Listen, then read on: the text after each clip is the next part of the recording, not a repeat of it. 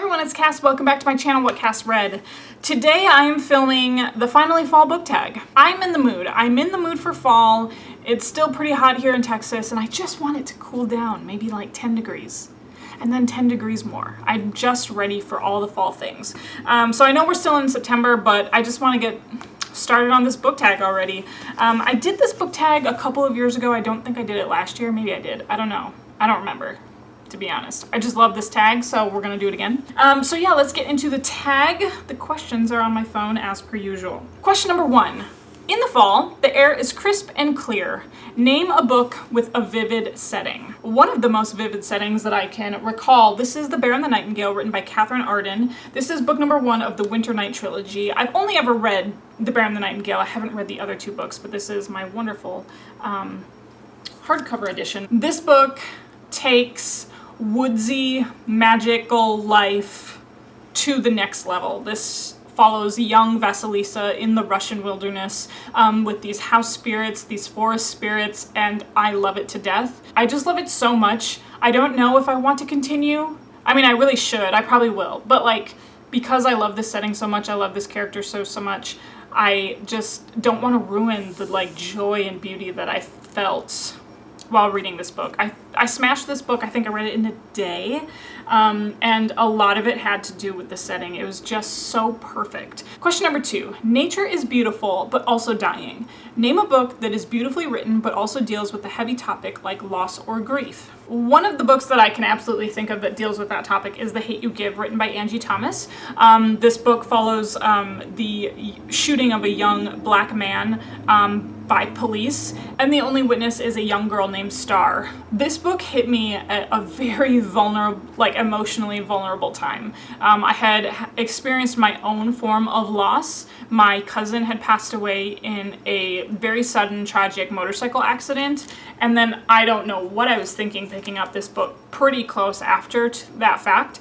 So the feelings of grief were like pretty raw for me still when I read this book, but there were just so many points in here that just connected with me. That community part of grief, the family grief, the internalized grief, everything about it just like hit all the right notes. I cried definitely when I read this book, but it was so beautiful. It's a very, very poignant, powerful book.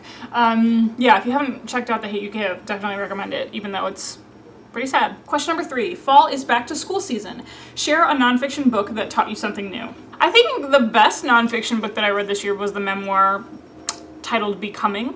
It was Michelle Obama's autobiography, and yeah, I just really enjoyed it. I personally, there were just so many things in there that spoke to me as a woman, as an educator, and as someone who like low-key follows like anything, I don't know, ceremonial. So like hearing from her perspective, the inauguration of Barack was really interesting, and just kind of the behind the scenes of her. She didn't give us too much detail, but just like her experiences as a woman trying to raise a family in the White House. Thought that was super interesting, and of course the entire book was inspiring. So yeah, I listened to that one on audiobook. I don't actually own a physical copy of it, but I highly recommend the audiobook because Michelle narrates it. Okay, question number 4.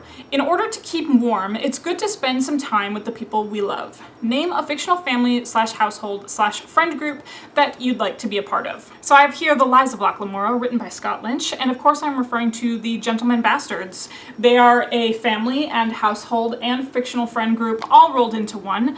They are all this group of street orphans that were brought together under the tutelage of Father Chains. They just live their best life when they're young. They steal things, they've got their own code, they've got their own code of ethics, they have their own really cool underground lair. I love them. Everything about this friendship and this fictional group in the first book, I love it so much. Okay, question number 5. The colorful leaves are piling up on the ground. Show us a pile of fall-colored spines. Okay, so I've got some really thick ones right here, but here is my stack of fall-colored spines. I went with like a reddish, brownish, goldish theme. So the top book is Night Shadow, written by Sebastian de Castell, book number 2 of the Great Coat series. Then we've got Blood Witch, written by Susan Dennard, book number 3 of the Witchland series. Then we have Grey Sister, written by Mark Lawrence, book number 2 of the Book of the Ancestor trilogy. I'm losing my mind here. And then Oathbringer, written by Brandon Sanderson, which is book number 3 of the Stormlight Archives. Okay, question number 6. Fall is the perfect time for some storytelling by the fireside. Share a book wherein somebody is telling a story. And for that, my most recent love, Nevernight, written by J. Kristoff. I'm currently in the middle of God's Grave. I like smashed through like 200 pages yesterday, so hopefully I'll get to finish that one soon.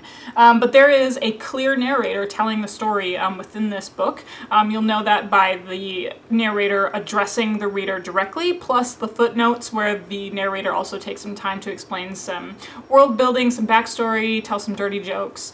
Love this trilogy so far. Dark Dawn just came out. I pretty much, also, heads up, I pretty much just trashed my entire September TBR as soon as I got Dark Dawn in my hands. I was like, well, I don't want to wait. Yeah, so my whole goal now is to just read Dark Dawn this month. So, Nevernight is book number 1 of that whole trilogy. Okay, question number 7. The days are getting darker. Share a dark, creepy read. Alright, so I just shared this book in my fall book recommendations, fall reading recommendations, not really sure what I titled it. This is Needful Things, written by Stephen King. I have not read this book yet, but as I explained in that video, I have decided I want to go the like Stephen King horror route for the fall book reading season. I took to Twitter, asked for some recommendations, and this was one of the recommendations given to me. This book follows a town called Castle Rock, Maine, where a man named Leland Gaunt has opened a curiosities shop in the middle of the town, and nothing in this shop costs any money, but there's like specific things like specific to everybody that's something that they really want, and in the place of money, if you want this thing, you have to make a deal with Leland Gaunt, and it's a story of like how far are you willing to go for the things that you want. Definitely like more on the people side of creepy. I'm very much looking forward to this read. Okay, question number 8. The days are getting colder. Name a short, heartwarming read that could warm up somebody's cold and rainy day. This is A Closed and Common Orbit, written by Becky Chambers. This is probably one of the most heartwarming reads I've read this whole year. I don't know if it's everybody's cup of like heartwarming tea, but it is for me because it's a story that has a very specific trope that I enjoy, and that's artificial intelligence characters grappling with humanity, and I just think the kinds of questions that they ask themselves, the kind of relationships that they form is super heartwarming. It's fairly short. This is book number 2 of the Wayfarer series, so I just love this book. This was like a 5+ star read for me as well. Question number 9. Fall, luckily, it's my favorite season, returns every year. Name an old favorite that you'd like to return to soon. So I picked 2 different books for this one. The first being Fool's Assassin, written by Robin Hobb. No, I actually have not read this one yet, but I took this from the angle of like a world that I would like to return to soon. So this is book number 1 of the Fitz and the Fool trilogy. I put The Realm of the Elderlings on pause after I finished up the Rainwald Chronicles, but I do hope to return to this soon. I just want to savor it a lot. I just want to savor it so much. I just want to follow along with Fitz Chivalry Farseer and figure out how things end. I'm just like not ready. And this book was more or less like an accident that I ended up picking this one up recently, but this is Harry Potter and the Chamber of Secrets. I ended up picking up Harry Potter again. This wasn't in my plans for the year. I don't typically reread things. I kind of found myself in like a reading hangover after the Newts readathon, and I just like couldn't bring myself to like look at any of the books off of my September TBR. Spoilers, you know, for my September wrap up. But so I just ended up like picking up Harry Potter because it was easy and it was fun. Perhaps I'll just like reread the whole thing this year. I don't know. Okay, question number 10. Fall is the perfect time for cozy reading nights. Share your favorite cozy reading accessories. I don't typically have a lot of cozy reading accessories except for the sweatpants that I'm currently wearing that you can't see in the frame, but I am totally like top half put together, bottom half sweatpantsing it for this video like the true booktuber that I am. So that's definitely a fall reading accessory. And then question number 11, spread the autumn appreciation and tag some people. So aside from everybody, I'll tag Becca and the books.